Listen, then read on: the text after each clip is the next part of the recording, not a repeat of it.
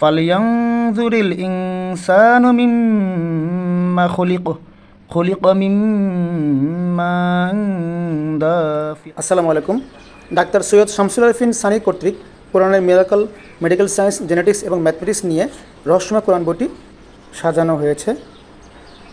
বইটিতে অনেকগুলো টপিক নিয়ে আলোচনা করা হয়েছে। তা আমরা আজকে যেটি পড়বো সেটি হচ্ছে ইজাকুলেশন বা বীর্যস্খলন প্রক্রিয়া। তো ইজাকুলেশন বা বীর্যস্খলন প্রক্রিয়াটি আমরা এখন ব্যাখ্যা করতে যাচ্ছি।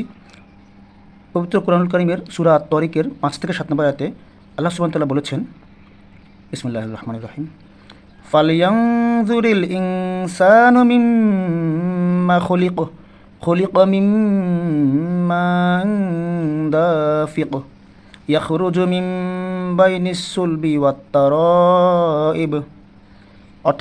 অতএব মানুষের দেখা উচিত কী বস্তু থেকে সে সৃজিত হয়েছে। সে সৃজিত হয়েছে সবেগে স্খলিত পানি থেকে। এটা নির্গত হয় মেরুদণ্ড এবং বক্ষপাজরের মধ্য থেকে। আত-তারিক 86 নম্বর সূরা 5 থেকে 7 নম্বর আয়াত। তাহলে আমরা এখানে খুবই স্পষ্টভাবে দেখতে পাচ্ছি যে কোরআন পাকে আল্লাহ পাক খুবই অদ্ভুতভাবে বলেছেন যে মানুষ সৃষ্টি হয়েছে সবেগে স্খলিত পানি বা বীর্য থেকে, এবং যা নির্গত হয় মেরুদণ্ড আর বক্ষপাজরের মধ্য থেকে। আমরা একটা বিচার বিশ্লেষণ করলে একটু পরে জানতে পারবো। খুব মাথা খাটিয়ে চিন্তা করলেই বুঝতে পারবো আল্লাহ তাআলা আসলে কী বলতে চাইছেন। মানুষের মেরুদণ্ডের ভিতরে যে স্ট্রাকচারটি রয়েছে তা হচ্ছে স্পাইনাল কর্ড, যেটা আমরা বলি মেরুদণ্ড। আর আলোচ্য আয়াতে মানুষের বীর্যস্খলন প্রক্রিয়ার কথা বলা হচ্ছে, যাকে ইংরেজিতে বলে ইজাকুলেশন। অবাকের মতো বিষয় হচ্ছে যে মানুষের বীর্যস্খলন বা ইজাকুলেশন প্রক্রিয়াটি নিয়ন্ত্রণ হয় স্পাইনাল কর্ড থেকে। আমাদের বীর্য বা যেটাকে আমরা সিমেন বলি ইংলিশে, এটা কিন্তু তৈরি হয় শুক্রাশয় বা টেস্টিসে। কিন্তু বীর্যস্খলন বা ইজাকুলেশন যে প্রক্রিয়াটা, তার পেছনে কাজ করে সিম্প্যাথেটিক এবং প্যারাসিম্প্যাথেটিক সিস্টেম, যাদের অবস্থান হচ্ছে স্পাইনাল কর্ডে। এই প্যারাসিম্প্যাথেটিক ইনারভেশনস আমাদের লিঙ্গ বা পেনিসকে উত্থিত করে। তবে সিম্প্যাথেটিক ইনারভেশনস আমাদের বীর্যস্খলন বা ইজাকুলেশন প্রক্রিয়াকে পুরোপুরি নিয়ন্ত্রণ করে। আর এখানে সবচেয়ে একটা অবাক করার বিষয় হচ্ছে যে সিম্প্যাথেটিক ইনারভেশনস আমাদের স্পাইনাল কর্ডের T11 থেকে L2 লেভেলে থাকে, যা সম্পূর্ণভাবে বক্ষপাজর এবং মেরুদণ্ডের মাঝামাঝি একটি স্থান। আপনি কথাটা ভালো করে খেয়াল করুন, তাহলে এখানে কোরআনের মাহাত্ম্য বুঝতে পারবেন। এটি হচ্ছে ফ্লোচার্ট। বীর্য তৈরি হয় শুক্রাশয় বা টেস্টিসে, বীর্যস্খলন আর নিয়ন্ত্রণ করে সেটা স্পাইনাল কর্ড থেকে। হ্যাঁ, এই যে প্রক্রিয়াটি এখানে দেখানো হচ্ছে ছবিতে, আপনারা দেখতে পাচ্ছেন এতক্ষণ যা বলেছি।